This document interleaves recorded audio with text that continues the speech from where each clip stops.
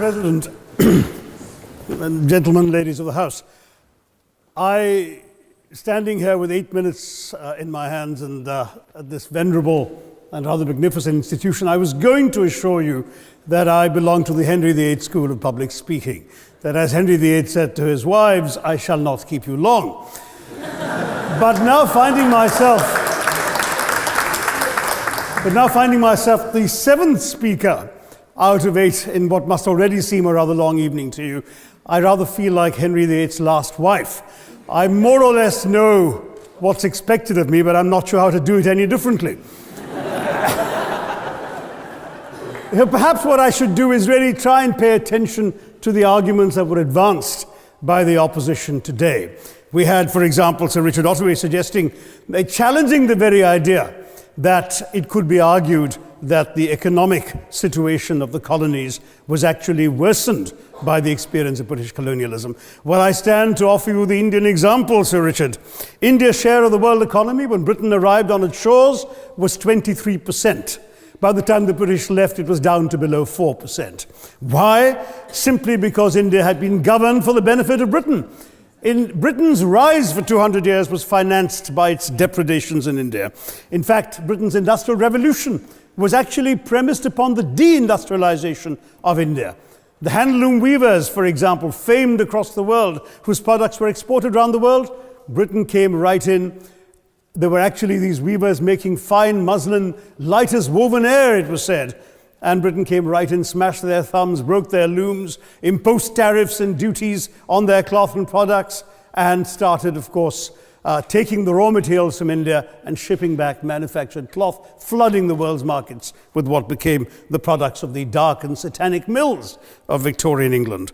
That meant that the weavers in India became beggars, and India went from being a world-famous exporter of finished cloth into an importer, went from having 27% of world trade to less than 2%. Meanwhile, colonialists like Robert Clive bought their rotten boroughs in England on the proceeds of their loot in India, while taking the Hindi word loot into their dictionaries as well as their habits.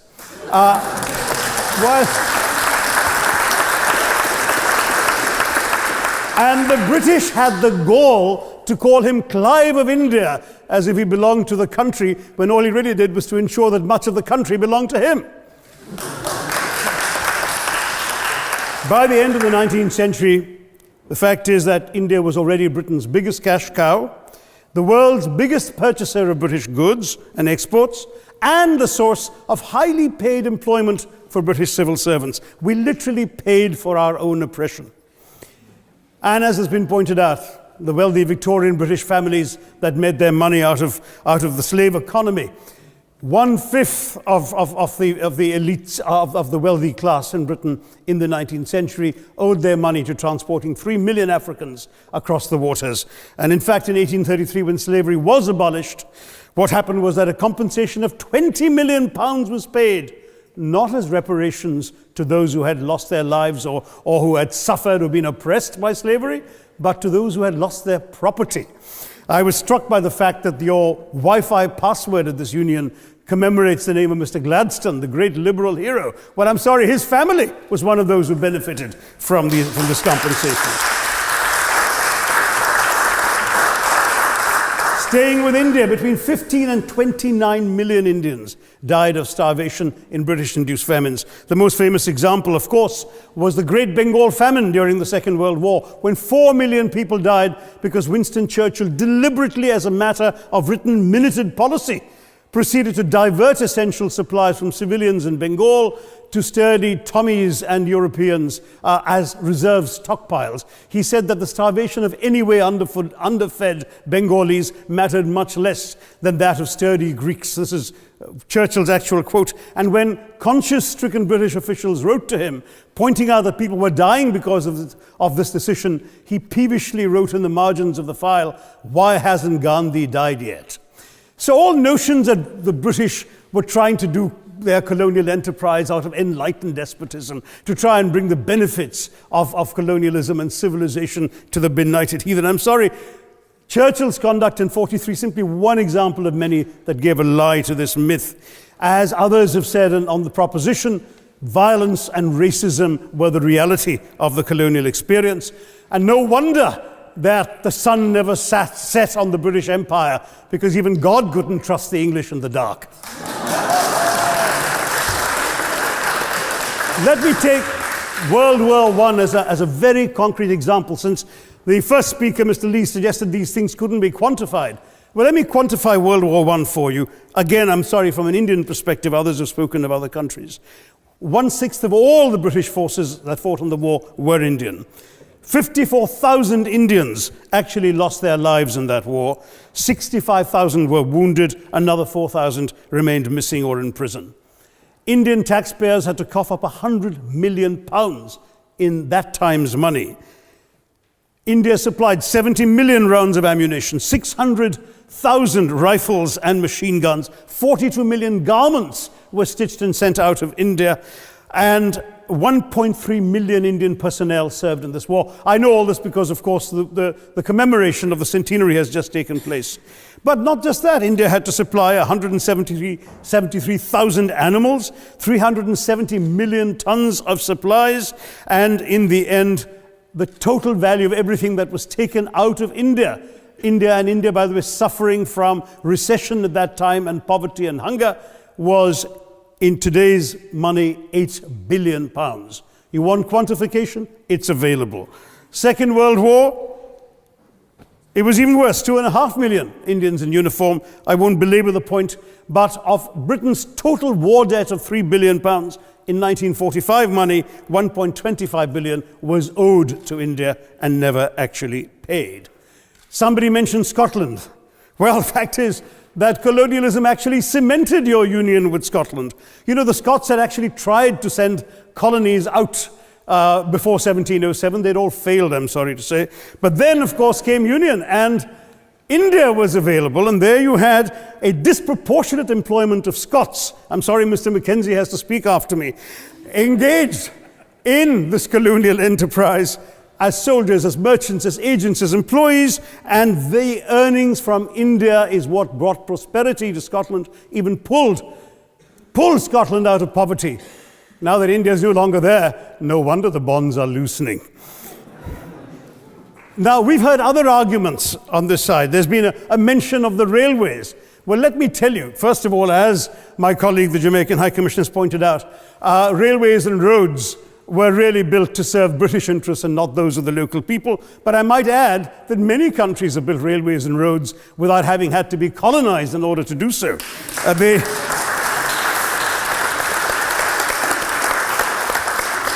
They were designed to carry raw materials from the hinterland into the ports to be shipped to Britain.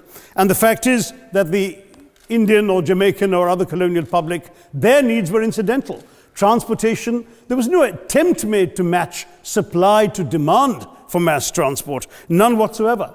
Instead, in fact, the Indian railways were built with massive incentives offered by Britain to British investors, guaranteed out of Indian taxes paid by Indians, with the result that you actually had 1 mile of Indian railway costing twice what it cost to build the same mile in Canada or Australia, because there was so much money being paid in extravagant returns. Britain made all the profits, controlled the technology, supplied all the equipment, and absolutely all these benefits came as private enterprise, British private enterprise, at public risk, Indian public risk.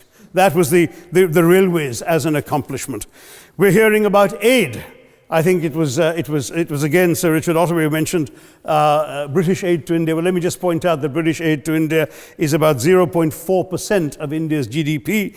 The government of India actually spends more on fertilizer subsidies, which might be an appropriate metaphor for that argument.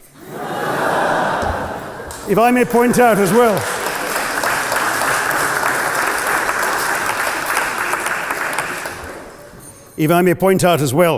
that as my fellow speakers from the proposition have pointed out, there have been incidents of racial violence, of loot, of massacres, of bloodshed, of transportation, in India's case, even of one of our last Mughal emperor.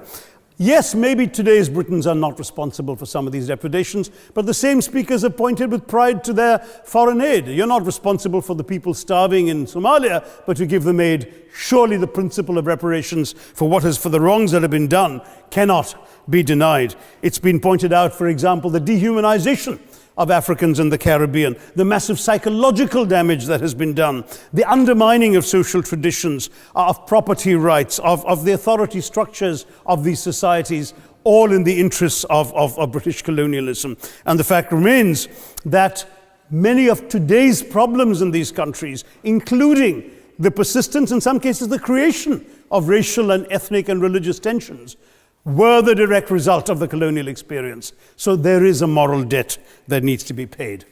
Someone challenged reparations elsewhere. Well, I'm sorry, Germany doesn't just give reparations to Israel. It also gave reparations to Poland. Perhaps some of the speakers here are too young to remember the dramatic picture of Chancellor Willy Brandt on his knees in the Warsaw Ghetto in 1970. And there are other examples. There is Italy's reparations to Libya. There's Japan's to Korea. Even Britain has paid reparations to the New Zealand Maoris. So it's not as if this is something unprecedented or unheard of that's going to somehow open some sort of nasty Pandora's box. No wonder Professor Lewis reminded us that he's from Texas. There's a wonderful expression in Texas that summarizes the arguments of the opposition: all hat and no cattle. Now,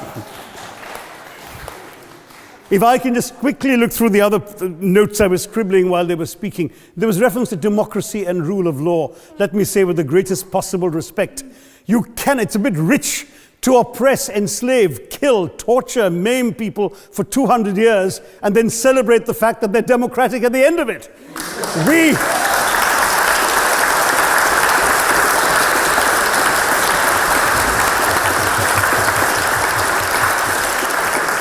We were denied democracy, sir. We had to snatch it, seize it from you.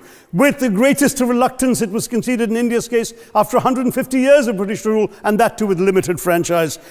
Yes, indeed, ma'am. The opposition spoke quite highly of Greek and Athenian democracy on which the West should pride itself, and spoke of liberty and equality in that same name. The Athenian democracy was only functioning because of the slave society on which it was built. That's the nature of colonisation. All right, I don't think that needs contradiction, not from me at any rate.